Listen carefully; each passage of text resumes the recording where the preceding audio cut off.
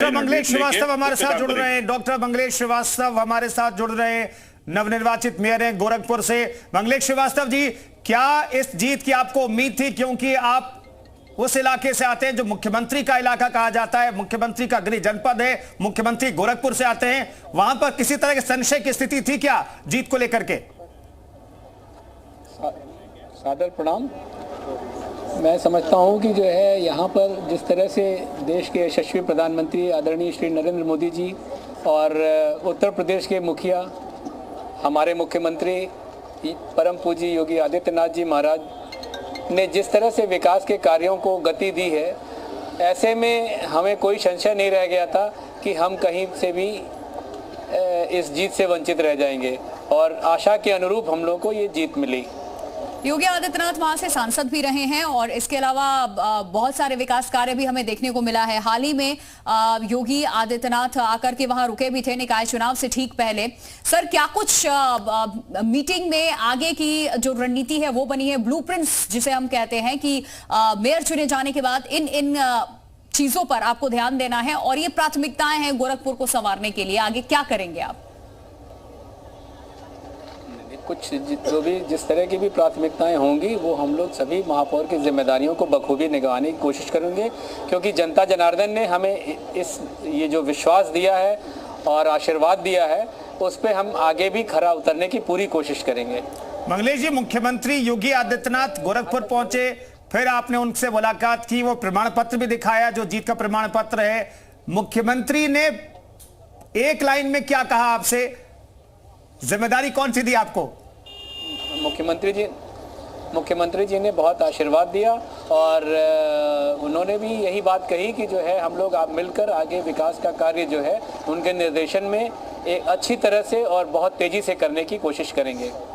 Triple engine की सरकार कही जा रही है अब उत्तर प्रदेश में। देखिए किस तरीके से एक तरफ बीजेपी सेंट्रल में है, दूसरी तरफ स्टेट की बात कर ले तो बीजेपी की गवर्नमेंट है और अब निकाय चुनाव पर भी बीजेपी का दबदबा है। सर, तो फिर कोई ऐसी गुंजाइश नहीं रह जाती है कि अब आगे आप कहेंगे कि ये चीजें बाकी रह गई हैं, हमें अगला मौका देंगे तो हम ये आपकी थाली में ला करके परोस देंगे? यानी कि बहुत ज्यादा चुनौतियां आपके सामने होंगी, आपको करके दिखाना होगा। अब इससे ज्यादा पावर में मुझे नहीं लगता है कि कोई भी पार्टी कभी किसी स्टेट में आई होगी। महानगर की जो भारतीय जनता पार्टी की टीम है उसने पूरी अपनी ताकत झोंकी अपने महानगर अध्यक्ष आदरणीय श्री राजेश गुप्ता जी के कुशल नेतृत्व में, और सभी कार्यकर्ताओं ने, सभी संगठन के व्यक्तियों ने अपनी पूरी ताकत झोंक दी, जिसका ये आज सुखद परिणाम हम लोग को मिला है। और जिस तरह से मैं ये समझता हूँ कि जो है जब आप एक मकान बनाते हैं तो उसका बार बार मेंटेनेंस करने की ज़रूरत पड़ती है, उसी तरह से महापौर की भी जिम्मेदारी यही होती है कि उन चीज़ों को हम लोग मेंटेन करें और उन जो हमको सुविधाएं मिल रही हैं उसको और बेहतर करें, जिससे हमारे शहर का और साफ़ सुथरा हो सके और शहर का जो एक स्थान है वो देश में उभर कर आए। यही हमारी योजना है। श्रीवास्तव जी, एक चीज और जानना चाहूंगे, कौन से ऐसे काम आपने सोचा था चुनाव के दौरान जो आपको करना है? मेयर चुने जाने के बाद कुछ ऐसे काम जो आपके जहन में आए होंगे जिसे आप करना चाहते होंगे?